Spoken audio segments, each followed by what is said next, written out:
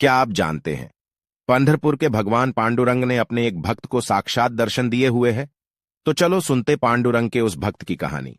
भगवान पांडुरंग ने जिसे दर्शन दिया उस भक्त का नाम कड़ोजी था। अब उन्हें संत कड़ोजी महाराज के नाम से जानते हैं, जो कि महाराष्ट्र राज्य के जलगांव जिल्हा के जामनेर तालुका में शेंदुर्नी गांव में रहते थे।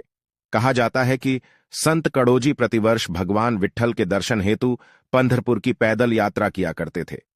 एक साल वो बीमार थे, लेकिन भगवान पांडुरंग के प्रति उनकी दृढ़ श्रद्धा होने के कारण बीमार होके भी वो कार्तिकी शुद्ध एकादशी को शेंदुर्नी से पंढरपुर पैदल यात्रा के लिए निकले थे।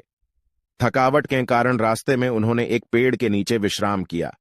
तब भगवान पांडुरंग उनके सपने में आए और भगवान पांडुरंग ने कहा, मैं आपके गांव में हूं, तुम इतनी दूर क्यों जा रहे हो? अपने आप को इतना कष्ट क्यों पहुंचा रहे हो? मैं आपके शेंदुर्नी गांव से होकर बहने वाली सोन नदी के किनारे जो कूड़े का ढीग है उसके नीचे हूं। मेरा वाहन वराह है।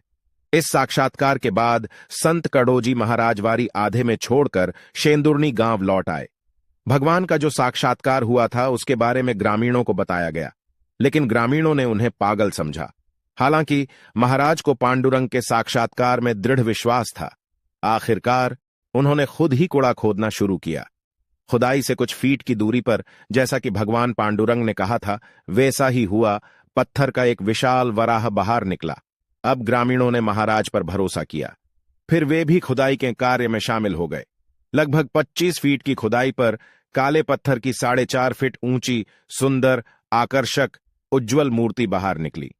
मूर्ति की विशेषता, मूर्ति में विट्ठल, विष्णु और बालाजी, यह भगवान के तीनों रूप एक साथ दिखाई देते हैं। इसलिए मूर्ति को त्रिविक्रम भगवान नाम रखा गया।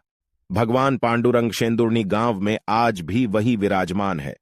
कहा जाता है यह त्रिविक्रम भगवान के दर्शन करने से पंढरपुर पैदल यात्रा का पुण्य प्राप्त होता है।